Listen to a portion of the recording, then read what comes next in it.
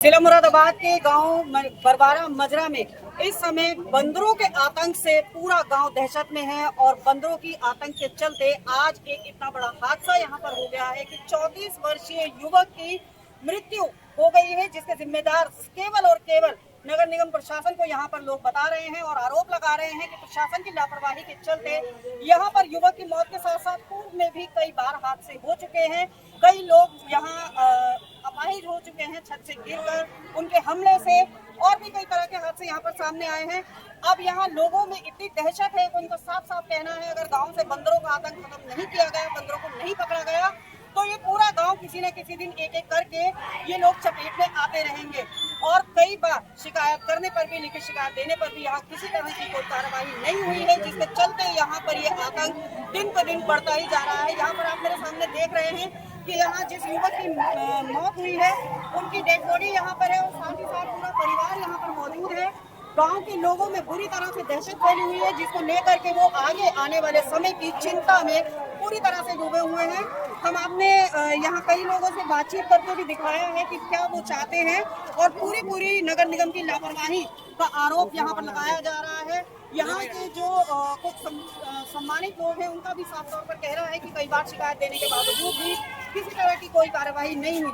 अब देखना यह है कि वन विभाग हो या नगर निगम प्रशासन या अन्य कोई भी संबंधित जिम्मेदार अधिकारी हो, वो इस मुद्दे पर क्या कार्यवाही करेंगे और मृतक के लिए, मृतक के परिवार के लिए किस तरह की सहायता करेंगे, वो आगे आने वाला वक्त बताएगा। हालांकि मृतक के 3 छोटे छोटे बच्चे हैं और कोई भी उनके परिवार में कमाने का अब कोई सहारा बाकी नहीं बचा है। मुरादाबाद से मैं रात प्रधान बरवाला मजरा से।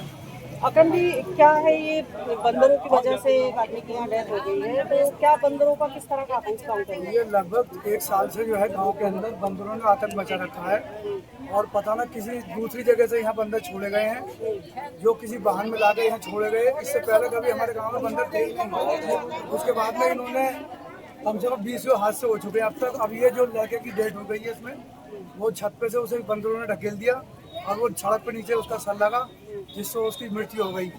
और हमने 6 महीने पहले डीएम साहब को एक प्रार्थना पत्र दिया था और हमने मांग की थी कि ये बंदर यहाँ से पकड़ जाए। उस पर कोई सुनवाई नहीं हुई। उस पर झूठी रिपोर्ट लगाकर वो जो है ऐसी जो है वापसी कर दिया। बोले ये बंदर हमारे उसमें नहीं आते, वन विभाग कहते हमारे उसमें नहीं आते।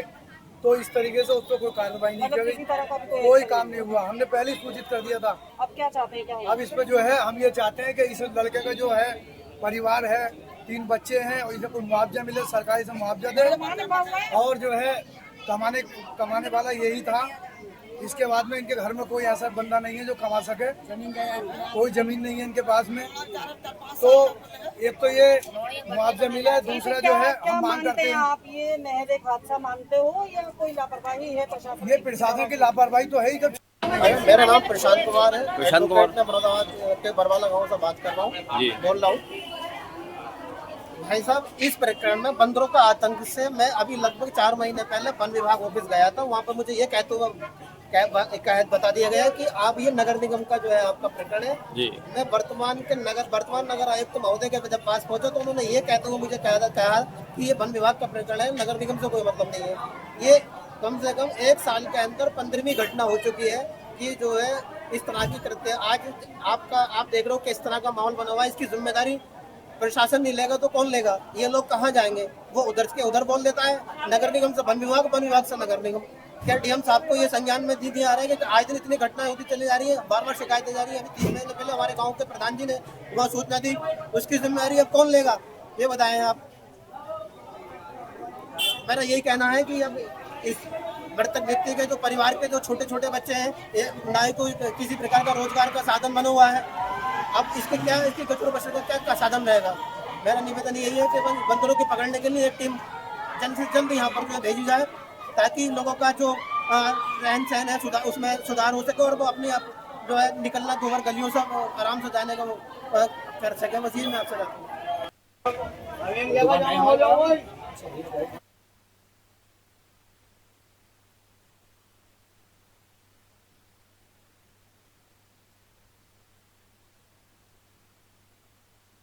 जैसे आपके साथ भी कोई हादसा हुआ था? पिछले साल मैं ऊपर छत पर गया था, छत पर जब गया तो वहाँ 3-4 बंदर आए, 3-4 बंदरों ने मेरे ऊपर हमला कर दिया, जिसकी वजह से मैं गिर गया था।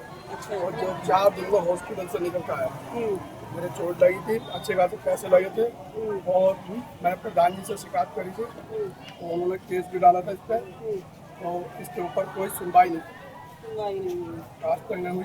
अच्छा, ये बंदरों के चलते यहाँ बच्चों में भी दहशत होगी? बच्चों मैं जैसा तो बच्चे छत पे नहीं जा सकते, अपने घर के हम कपड़े नहीं सुखा सकते छत पे, अब बताओ क्या करें, रोटी चूल्हों पर नहीं बना सकते।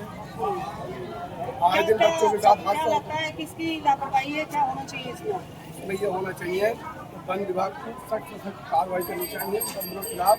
और एक चीज़ और है कि अगर हम बंदर को मार दें तो हमारे खिलाफ मुकदमा हो जाएगा, और वो बंदर आदमी जान से मार दे तो उसके खिलाफ कुछ नहीं।